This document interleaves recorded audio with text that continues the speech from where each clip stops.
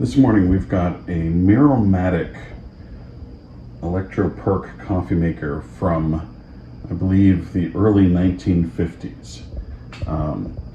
It's pretty adorable, actually. It's aluminum with some kind of Art Deco design pieces.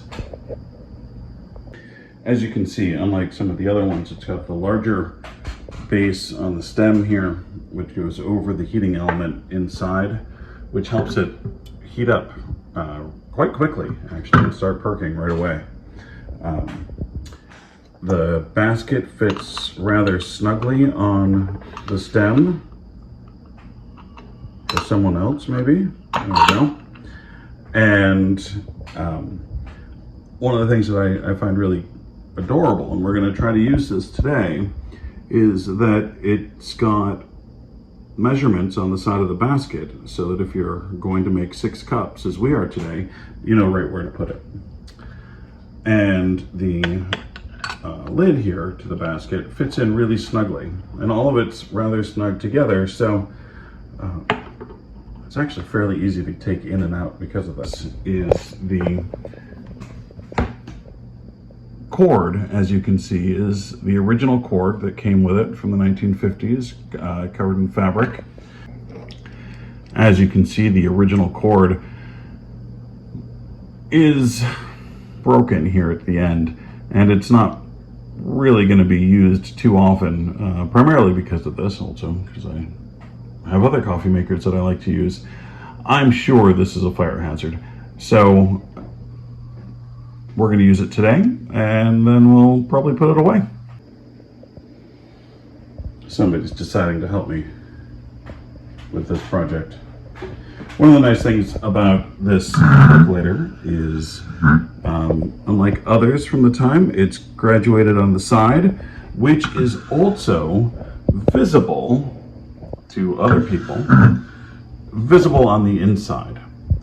I'm not exactly sure what that color change is from. Is it possible that it was where they filled it for years? I guess. If you have an idea, go ahead and leave that in the comments. I don't tend to be a weighing your coffee in proportion to your water sort of person, but not scooping also is making me feel a little bit off with this process. So here we go. We're going to fill it to the 6-cup line, making a mess. Have to clean up after this, but we'll fill it to where it suggests, and see how it goes.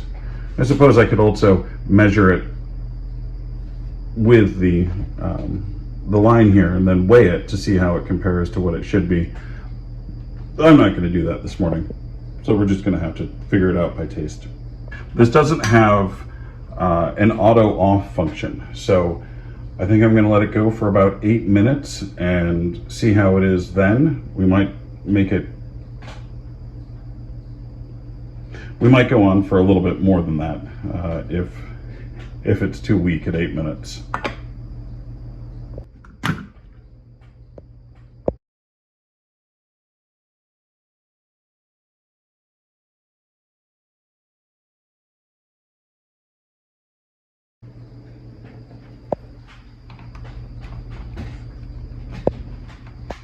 One of the interesting things that I found out about this, and I'm going to keep this going till it starts perking, just because I want to see how quickly it starts.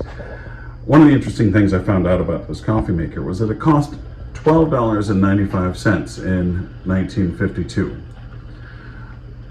Converted to modern dollars, that's close to $150. And as you can see, within 20 seconds, already the water is heating up and perking, which I gotta say is one of the fastest I've seen with my electric percolators.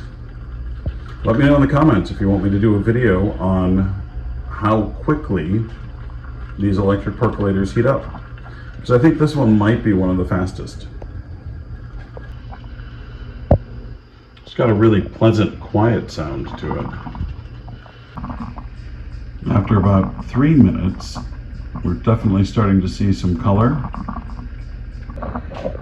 We're about 4 minutes in, and already the coffee is looking like coffee.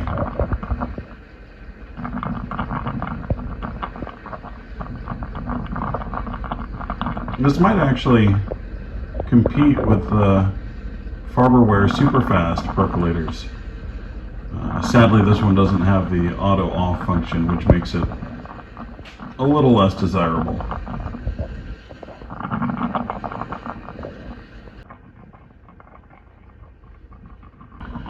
Okay, we've almost reached our 8-minute point, and it is definitely perking with speed and vigor, and I think I'm going to go ahead and stop it now.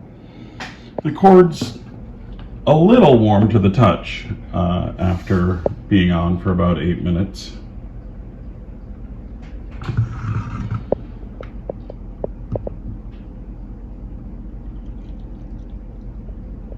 It pours really, really nicely. No drips, no drips at all. It all went cleanly into the cup. That's a bonus for this Mirro-Matic. Let's see how it tastes. I actually think it could have gone a little bit longer. The flavor is not super strong. It's also not super hot, which I'm intrigued by. It actually came right out of the coffee maker at a very drinkable temperature. So we're gonna let it go for another minute and see how that changes the flavor. Thinking that possibly the pour spout here helps cool it down because of the conductivity of the aluminum.